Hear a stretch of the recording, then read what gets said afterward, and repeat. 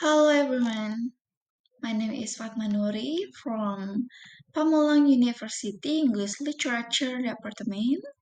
In this presentation, I will discuss an article titled Critical Diglossia and Lifestyle Diglossia by M. Saxena, published in 2014.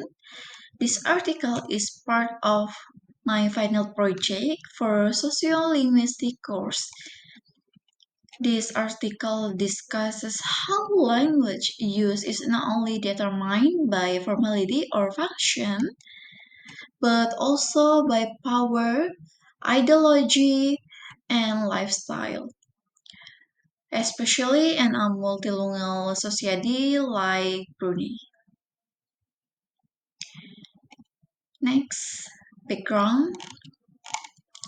The concept of diglossia, first introduced by Ferguson in 1959, describes a situation where two language varieties are used in a community,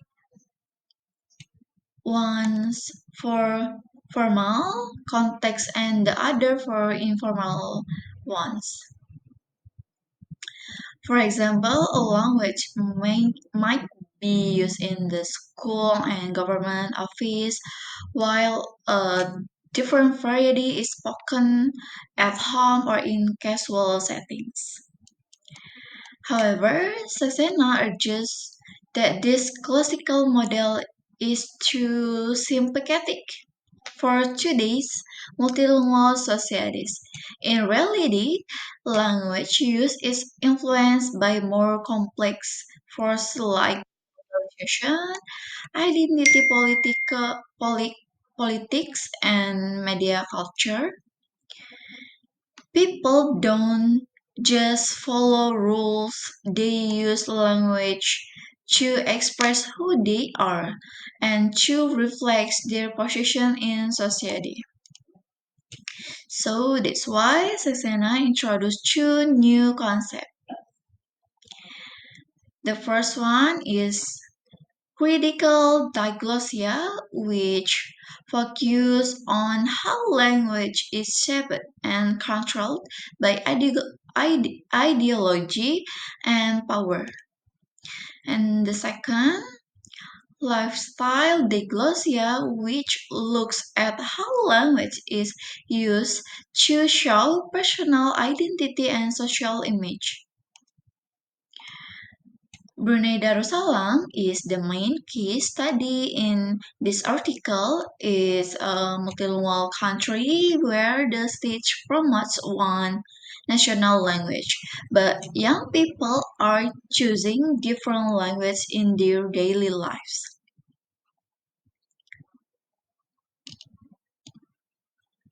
Next is methodology. Sasena uses a critical ethnographic approaches to analyze how language is used in Brunei.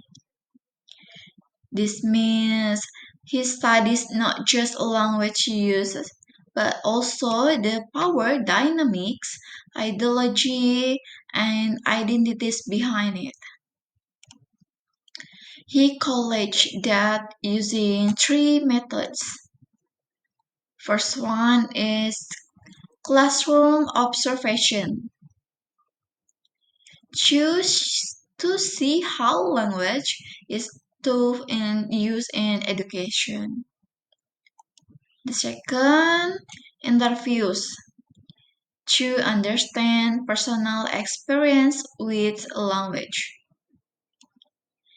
And the last is surveys complete by around 300 respondents, mostly young people. His goal is to examine how stage police promote certain languages and how individuals respond through their language choices. In particular, he focused on youth language behavior and how it set by both traditional expectation and modern lifestyle.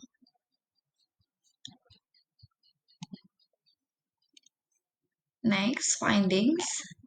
The research show a clear picture of language hierarchy in Brunei.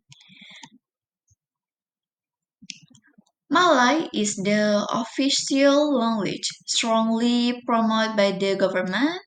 It is tied to Brunei's nation ideology called Melayu Islam Beraja, or MIB. This gives Malay strong symbolic capital. It is the language of religion, authority, and nationalism. And English, on the other hand, is used widely by young people. It is seen as modern, international, and stylish. In schools and online space, English dominates, especially in informal communication. In minority indigenous languages like Tutong or Belait are in danger. They are rarely used by the younger generation and are not promoted by the states. Interestingly, even Malay is slowly changing. Sasena notes that younger people, even those who speak Malay well, are losing knowledge of traditional vocabulary. For for examples, terms related to herbal medicine or traditional foods. These show that language loss doesn't only happen with minority language. A dominant language can also lose depth and richness if certain parts of culture fade away. It's a powerful example of how language and culture are connected. Next discussion. I think this article is very relevant and insightful. It offers a balanced view that connects big social forces like government policies with individual language behavior. One strength of the article is not its uses borders, theory, or linguistic capital. This helps explain why some languages gain power and others lose value, not only because of usefulness but because of symbolic meaning. A limitation, however, is that the article was published in 2014. It doesn't go into much detail about the impact of digital media or social platforms, which now have a hug influence on how young people use language. I also see clear parallels with Indonesia.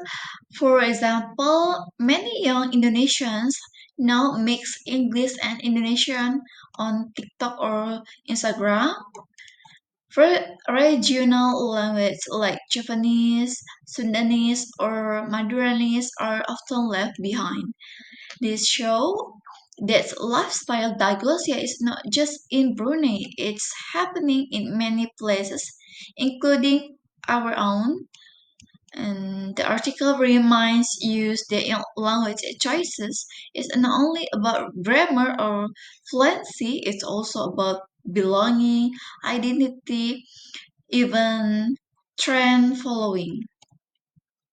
And conclusion, Sasana article offers a refreshing new framework from understanding diglossia in the modern world.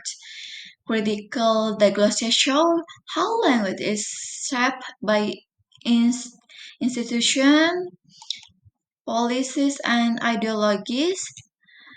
And the second, lifestyle, the glossary show how people choose language to build identity, especially in public and online space.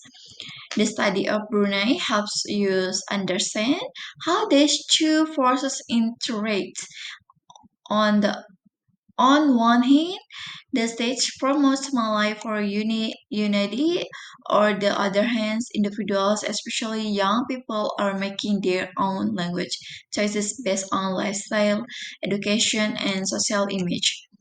This article is important because it challenges you to think deeper about what language means, not just as a tool, but as a symbol of power and identity. It also raises important question for the future.